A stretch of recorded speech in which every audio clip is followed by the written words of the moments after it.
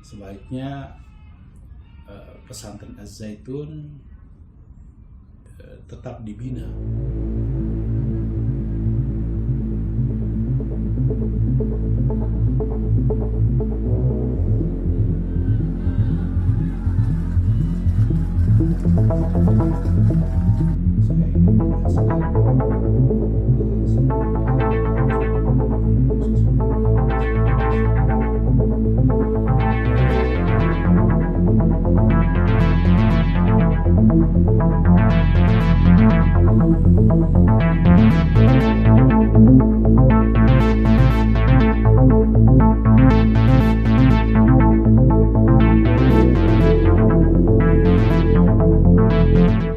Saya ingin menegaskan bahwa semua pihak tentu harus menghormati proses hukum yang saat ini sedang dialami oleh Pondok Pesantren Az-Zaitun oleh pihak kepolisian, dan tentu kita harus dapat mengetahui terlebih dahulu substansi perkara yang menjadi masalah dalam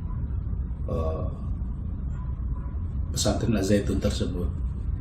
Yang kedua, tentu yang harus kita pastikan adalah jika persoalan yang dihadapi kasus hukum di pesantren Az-Zaitun ini menyangkut dengan persoalan yang tidak terkait dengan pendidikan dan kurikulumnya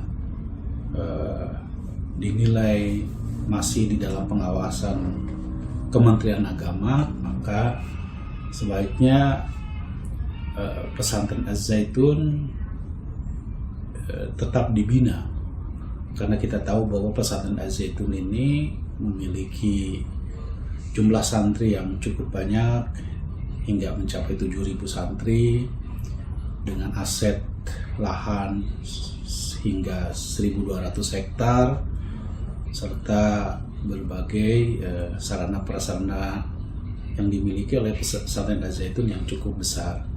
Jadi karena itu saya kira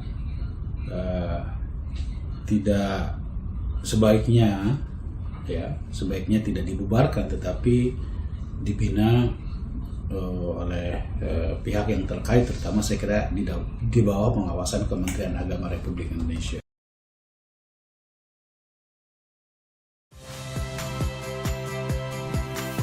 Saya Radi Saputro. Saksikan program-program Kompas TV melalui siaran digital, pay TV dan media streaming lainnya. Kompas TV, independen, terpercaya.